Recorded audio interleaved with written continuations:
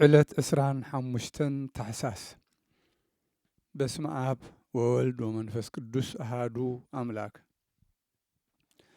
ዕለት 25 ታኅሳስ በዛ ዕለት እዚኣ ቅዱስ ዮሐንስ ከማ አዕረፈ። እዚ ቅዱስ ዮሐንስ ካብ ዓዲ ሳብራ ብሔር መንፁ ካብ ደቡብ ግብፂ እዩ። ወለዱ ምእመናን ፈራህቲ እግዚአብሔር እዮም። ብዘይካኡ ካልእ ውላድ የብሎምን። ኣብዚ ዓለም ከዓ ብኡ ክሕጐሱ ደለዩ። ከይፈተወ ከዓ ሓንቲ ጓል ኣመርዓውዎ። ናብቲ ቤት ሕፅነቱ ምስ ኣተወ ከዓ ከም ናይ ኩሉ ግዜ ጸሎቱ ክጽሊ ደው በለ። ምስ ጸለየ ከዓ ናብ መርዓቱ ቀሪቡ ኣንታ ሓብተይ እዚ ዓለም ኮነኹ ሁሉ ጣዕሙ ሓላፊ ከም ዝኾነ ንስኺ ትፈልጢ ኢኺ። ንሕና ከዓ ነንሓድሕድና ተሰማሚዕና ስጋና ብንጽህና ሓሊና ክንነብር ዶ ትደሊ ኢኺ በላ። ንሳ ከዓ ከምዚ ክትብል መለሰትሉ፣ ኣታሓወይ እግዚኣብሔር ሕያው እዩ። ነዛ ፍትወት ወይ ድሌት እዚኣ ከም ዘይደልያ ንሱ ምስክረ እዩ። ኣነ ናይዚ ዓለም መርዓ ኣይደልን እየ። ወለደይ ግና ብዘይ ድሌተይ ኣገዲዶም ንዓኻ ኣመርዓውኒ። ሕጂ ከዓ እንሆ እግዚኣብሔር ድሌተይ ወይ ልማኖይ ፈጺሙለይ ኣሎ በለቶ። ካብኡ ክልቲኦም ድንግልናኦም ብንጽህና ሓልዮም ክነብሩ ተሰማምዑ። ከምዚ ኢሎም ብሓደ እናደቀሱ ብድንግልናኦም ብዙሕ ዓመታት ገበሩ። ክድቅሱ ከለዉ መልአክ እግዚኣብሔር ናብኣቶም ወሪዱ ብክንፉ የጽልሎም ነበረ። ካብ ጽድቆም ዝተላዕለ ጐይታ ዝተኸላ ዘይብላ ኣብ ገዝኦም ኦም ወይኒ ኣብቈለ። ኣብ ልዕሊ ኣዳራሾም ወፂኣ ዓበየት። ኣብ ርእሶም ከዓ ኣጽለለቶም። እዚኣ ከዓ ትእምርቲ ድንግልናኦምን ቅድስናኦምን እተመልክት ነበረት። ከምዚ ዝኣመሰለ ኣብ ፍጥረት ደቂ ሰባት ልዕል ዝበለ ግብሪ እዩ። ክልተ ጾታ ኣጉባዝ ብሓደ ደቂሶምስ ናይ ሕሊና ፍትወት ወይ ድማ ድሌት ፈጺሙ ዘይለዓሎ መን እዩ? ኣብ ሓዊ ቀሪቡስ ዘይቃጸልከ መን እዩ? ረድኤት እግዚኣብሔር እንተዘይሓልያቶ ወለዶም ከዓ ብዙሕ ዓመታት ብሓደ ተቐሚጦም ከም ዘይወለዱ ምስ ረኣይዎም ናእሽቱ ብምዃኖም መሰሎም። ብድሕሪዚ ቅዱስ ዮሐንስ ከማ ንሱ ካም ማለት እዩ ኣታሓብተይ ኣነስ ናብ ገዳም ኣስቄጥስ ከይደ ክምንኩስ እደሊ እየ፣ ግናኸ ብዘይ ፈቓድኪ ዝኾነ ክገብር ኣይክእልን እየ በላ። ንሳ ከዓ መለሰትሉ፣ ዝደለኻዮ ግበር ብዛዕባይ እግዚኣብሔር ይፍታሐካ በለቶ። ሽዑ ንኣኣ ናብ ደብሪ ደናግል ወሰዳ። ኣብኡ ከዓ ክሳብ እመምኔት ማለት ሓለቓ ደናግል ኮነት። ተኣምራትን መንክራትን ከዓ ገበረት። ንእግዚኣብሔር ከዓ ብኣገልግሎታ ባህ ኣበለቶ። እዚ ቅዱስ ዮሐንስ ከዓ ካብ ሃገሩ ምስ ወፀ ሓደ ገጹ ብሩህ ዝኾነ ሰብኣይ ተገልጸሉ። ብዛዕባ ሰፈሩ ከዓ ማለት ኣበይ ክቕመጥ ከም ዘለዎ ሓተቶ። ቅዱስ ዮሐንስ ከማ ከዓ እግዚኣብሔር እንተፈቒዱለይ ኣነ መነኮስ ወይ ፈላሲ ክኸውን እየ ዝደሊ በሎ። እቲ ገጹ ብሩህ ዝኾነ ሰብኣይ ከዓ ከምዚ ኢሉ መኸሮ። ኣብ ደብረ ኣባ መቃርስ ዘሎ ናብ በዓቲ ኣባ ዳሩድ ኺድ እሞ ምስኡ ከዓ ተቐመጥ በሎ። ንሱ ኣባ ዳሩድ ከዓ ስርዓት ምንኩስና ክፍጽመልካ እዩ በሎ። እቲ ብሩህ ዝገጹ ሰብኣይ ምስኡ ይንቀሳቐስ ክሳብ በዓቲ ኣባ ዳሩዲ ዝበጽሕ ከዓ የጸናንዖ ነበረ። ኣባ ዮሐንስ ከማ ናብ በዓቲ ኣባ ዳሩዲ ምስ ኣተወ ከዓ ኣባ ዳሩዲ ተቐበሎ። ኣልባስ ምንኩስና ኣልበሶ፣ መንገዲ ጽድቂ ሕጊ ምንኩስና ከዓ መሃሮ። ኣባ ዳሩዲ ክሳብ ዝመውት ከዓ ኣባ ዮሐንስ ምስኡ ተቐሚጡ ነበረ። ኣባ ዳሩዲ ምስ ዕረፈ መልአክ እግዚኣብሔር ንቅዱስ ዮሃንስ ከማ ናብ ምዕራብ ደብሪ ቅዱስ ዮሃንስ ሓፂር ክኸይድ እሞ ኣብኡ ሰፈር ክሰርሕ ኣዘዞ። ናብኡ ምስ ከደ ከዓ 300 ኣሕዋት ናብኡ ተኣከቡ። ንሱ ከዓ ኣልባስ ምንኩስና ኣልበሶም። ኣብኡ ቤተ ክርስቲያን ሃነፀ። ከምኡውን ሰፈር ኣዳለወ። ነቶም መነኮሳት ከዓ ጸሎታት፣ ዝማሬታት፣ ቅዳሴታት ከምኡውን ውዳሴ እግዝእትነ ማርያም መሃሮም። ሓደ መዓልቲ ብውዳሴ እግዝእትነ ማርያም ፍርቂ ሰዓት ደው ኢሉ ክጽሊ ከሎ ሃዋርያዊ ቅዱስ አትናቴዎስ ተገልጸሉ። መለኮታዊት ምስጢራት ከዓ ገለጸሉ። ካብታ ዕለት እቲኣ እቶም ደቁ ስም ቅዱስ አትናቴዎስ ኣብ ፍጻሜ ጸሎተ 3 ደቂቅ ዝዝክርዎ ኾኑ። ሓደ መዓልቲ ከዓ ኣዴና ቅድስት ድንግል ማርያም ተገልጸትሉ እሞ እዚ ቦታ እዚ ንሓዋሩ ቤተ እዩ፣ ከምዚ ሎሚ ምሳኻ ዘለኽዎ ምስ ደቅኻ ከዓ ክህሉ እየ፣ ስመይ ከዓ ኣብ ልዕሊ ዝደብር እዚ ክስመ እዩ በለቶ።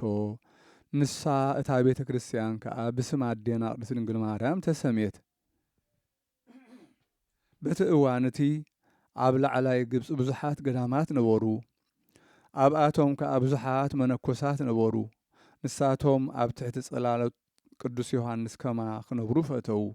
ልኡኻት ሰዲዶም ድማ ናብኦም መጺኡ ኣብቲ ናቱ ስርዓት ከጽንዖም ለመንዎ።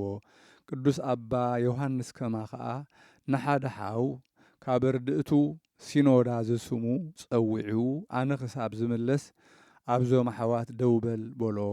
ማለት ኣመሓድሮም ማለት እዩ። ንሱ እቲ ሓው ቅዱስ ሲኖዳ ከዓ ኣብ ምድሪ ከይተቐመጠ ከይደቀሰ ብእግሩ ደው ኢሉ ዮሃንስ ከማ ካብ ላዕላይ ግብፂ ክሳብ ዝምለስ ጸንሖ። ምስ ተመልሰ ብእግሩ ደው ኢሉ ኣእጋሩ ሓቢጡ ሓሲኹ ጸንሖ።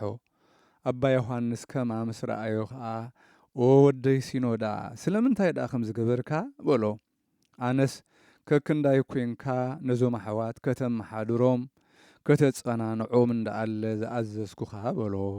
ኣባ ሲኖዳ ከዓ ነባ ዮሃንስ ከማ ኣብ እግሩ ሰጊዱ ኦ ኣቦየ ይቕረብ በለለይ፣ ኣነ ካብ ጽቡቕ ተግባራት ዋላ ሓንቲ ዝገበርኩ ይብለይን በሎ። ድሕሪዚ ንኣባ ዮሃንስ ከማ መዋእሉ ቀረበ። ጐይታ ከዓ ካብ ዝሓላፈ ዓለም ከዕርፎ ናብ ናይ ዘለኣለም ማሕደር ህይወት ከግዕዞ ደለየ። ሽዑ ቁሩብ ሓመመ እሞ ነፍሱ ናብ ኢድ እግዚኣብሔር ኣማዕቆበ ዓረፈ። ጸሎቱን በረኸቱን ምሳና ይኹን ንዘለኣለም ዓለም ኣሜን። ሰላም ለአጻብኢከ ወለአጽፋረ እዴከ አዲ ዘአስተርአዩ በጸሎት አምሳለ እሳት ነዳዲ ፈጻሜ ብጽዓት ዮሐንስ እንበለታ ጐንዲ ሰላም ሰላም ለአባ ዳሩዲ አርዑተ ቅዱሳን ዘተበወሃ በክሳዱ ይውዲ። ሰላም ነጻብዕካ ንኣጽፋር ኢድካውን አዲ ካልኣይ ማለት እዩ ኣብ ግዜ ጸሎት ዝተራእዩ ብኣምሳል ሓዊ ነዳዲ ፈጻሚ መብጽዓ ዮሐንስ ዘይትድንጉ እንበለ ታጐንዲ ሰላም ሰላም ንኣባ ዳሩዲ ኣርዑት ቅዱሳን ዝፈቐደሉ ኣብ ክሳዱ ክወዲ።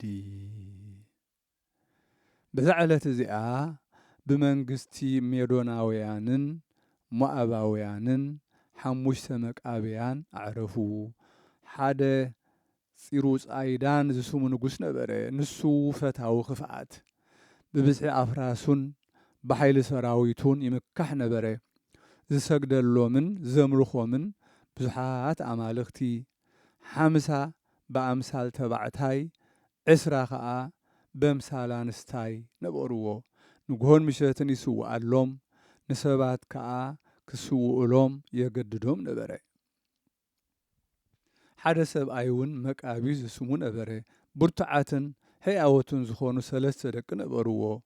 ካብኦም ገሊኦም ንድቢ ከም ደርሆ ሓኒቑ ዝቐትል፣ ገሊኦም ብሓንቲ ወስታ ኣንበሳ ዝቐትል፣ ገሊኦም ከዓ ከምኡ ብሓደ ህርመት ሰይፊ 100 ሰብ ዝቐትል ነበሩ። ኣስማቶም ከዓ ሲላ፣ ኣብያ፣ ፊንቶስ ይበሃሉ። ግርማን ሞገስን ነበሮም። ካብ ኩሉ ዝበለጸ ከዓ ስነ ልቦናኦም ብዛዕባ ጽቡቕ ኣምልኾቶም ንሞት ኣይፈርህዎን ነበሩ። ንጉስ ከዓ ኣንቱም ከሓርቲ እንታይ ኮንኩም ንኣማልኽተይ ዘይትሰግዱን ዘይትስውእሎምን በሎም።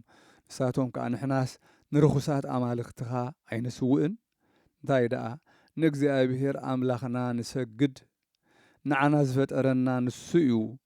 ንዓኻ እውን ንህዝቡ ብሓቅን ብቕንዕናን ከተመሓድር ኣብ ኩሉ ተግባሩ ዘንገሰካ ንሱ እዩ በልዎ። ንሱ ነዚ ዘለኻዮ ግደፎ ይኣኽለካ ምስ በለካ ክብርኻ ኩሉ ንኻልእ ተሓድጎዶ ኣይኮንካን? ሕጂ ግና ነቲ ከተመሓድሮ ዝሃበካ ምምሕዳር ሸለል ኢልካዮ ኣለኻ። ሞት ከም ሰራቒ ኣብ ልዕሌኻ ክመጽእ እዩ። ኣብ ትንሣኤ ድማ ናይ ደቂ ሰብ ተግባራት ክምርመር ከሎ ፍትሒ ክርከብ እዩ። ንነገስታት ዘኽብሮም የብሎምን። ሃብታምን ድኻን ኣብ ፍርዲ ሓቢሮም ክቖሙ እዮም። እቲ ሓቀኛ ፈራድን ፍርዱ ከዓ ማዕረ ዘየዳሉን ዝኾነ ኣሎ። ነፍሲ ቀጥቀጥ ክትብል እያ። መጽሕፍቲ ከዓ ንምስክርነት ክግለጻ እየን። ምግባር ደቂ ሰብ ክዝርጋሕ እዩ። ኣብ ግዜ ትንሣኤ ሙታን ዝኽደንን ዝሕባእን የልቦን። ምድሪ ድማ ከምታ ሰበይቲ ግዜ ሕርሳ ምስ በጽሐ ማህፀና ክትዓጹ ዘይትኽእል ዝተቐበሎቶ ሕድሪ ክትመልስ እያ። ደመናት እግዚኣብሔር ምስ ኣዘዘ ማይ ከየዝንሙ ነቲ ዝዓቆርዎ ማይ ክኽልክልዎ ዶ ይኽእሉ እዮም? ንነፍሳት ሓጥኣን ከዓ ኣብ ጸልማት ገዛውቲ ብኽያትን ምሕርቃ ማስናንን ኣብ ዘለዎ ክዓጽዎም እዮም።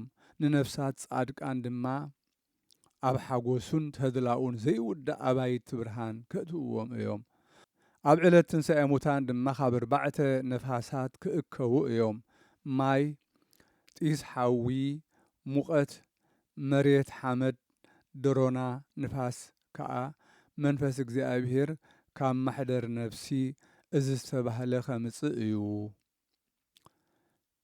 ምጸውዐ ክእከቡ እዮም። ትንሣኤ ድማ ክኸውን እዩ። ህያው እግዚኣብሔር ከዓ ከም ዝፈቐዶ ገይሩ መንፈስ ህይወት ክህብ እዩ። ሓንቲ ፍረ ናይ ምድሪ ምስ ወደቐት ናብ ምድሪ ሱር ሰዲዳ ትበቁል ቆጽሊ ተውፅእ ረአበል ንሳ እውን ተዘይሞተት ዋላ ሓንቲ ህይወት ክህልዋ ኣይትኽእልን እያ በልዎ። ንጉስ እዚ ምስ ሰምዐ ኣብቲ ዝነድድ እቶን ሓዊ ክድርብይዎም ኣዘዘ። እቶም ወተሃደራት ድማ ከምቲ ዝኣዘዞም ገበሩ። እቶም ብሩኻት ከኣብ ሓዊ ኣትዮም ነፍሶም ናብ ኢድ እግዚኣብሔር ኣማዕቆቡ። መላእኽቲ ከዓ እቶም ወተሃደራት እናረኣይዎም ነፍሳቶም ተቐበልዎም። ናብ ሰፈር ኣብርሃምን ይስሐቅን ያዕቆብን ናብ ገነት ሓጎስ ወሰድዎም። ነፍሶም ከም ዝሃቡ ምስ ረኣየ ስጋኦም ሓሙኽሽቲ ክሳብ ዝኸውን ከቃጽልዎም ኣዘዘ። ካብ ንጉህ ክሳብ ምሸት ኣንደድዎም። እቲ ሓዊ ግና ጸጉሪ ርእሶም እውን ትኹን ዋላ ሓንቲ ኣይተንከፎምን። ከቢድ ኣእማን ገይሮም ድማ ናብ ባሕሪ ደርበይዎም። ባሕሪ እውን ከጥሕሎም ኣይከኣለን። ካብኡ ንኣራዊት ገደፍዎም። ኣራዊት እውን ኣይቀረብዎምን። እኳ ደኣ ንስርታትን ኣዕዋፍን ዋዒ ፀሓይ ከየቃጽሎም በኽናፎም ኣጽለልዎም። ከምዚ ኢሎም 14 መዓልቲ ቀነዩ። ብድሕሪ እዚ ከም ፀሓይ ደሚቖም ጸንሕዎም እሞ ቀበርዎም። በረኸቶም ምሳና ይኹን ዘለዓለም ዓለም ኣሜን። ሰላም እብል ለመቃብያን ሃምስቱ ተንሲኦሙ ሶብዬ ድህረ ብእሳት ሞቱ ለዘቀተሎሙ ንጉስ ይቤሉ ወሎቱ ይኩንከ ረብሃ ነፍስከ ህየንተ ሞትነ ዝንቱ በእግዚአብሔር ተአመን ወተወከል ቦቱ ሰላም እብል ንመቃብያን ሓምስቱ ሽዑ ተንሲኦም ብሓዊ ምስ ሞቱ ንዝቐተሎም ንጉስ በልዎ ኣብ ገጹ ኣፊቱ ዋጋ ነፍሲ ክኾነካ ክንዲ ዝናትና ሞት ዝንቱ ብእግዚአብሔር እመን ተጸጋዕ እውን ኣቤቱ። በዛ ዕለት እዚኣ ይሁዳ ዘመቃቢስ ካልኣይ ክሳብ 8 መዓልቲ በዓል ገበረ። ዮናናውያን ንቤተ መቅደስ ጣዖት ብምእታዎም መፍለስ ብምስዋኦም ምሰርከስዎ በዚ በዓል እዚ ገይሩ ኣንጽሖ። ብዛዕባ እዚ ከዓ ኣብ ቅዱስ ወንጌል ሽዑ ኣብ ኢየሩሳሌም እቲ ዝተሓደሰ ቤተ መቅደስ ተመረቐሉ በዓል በጽሐ ክረምቲ ነበረ ይብል ዮሐንስ 10:22 በረኸቱ ምሳና ይኹን ዘለዓለም ዓለም ኣሜን። በዛ ዕለት እዚኣ መዘከርታ ኒቆላዎስ መኮንን ኣማኒት ሰበይቱን ዳንኤል ንእሽቶ ተጋዳላይን መነኮስን እዩ። በረኸቶም ምሳና ይኹን ንዘለዓለም ዓለም ኣሜን።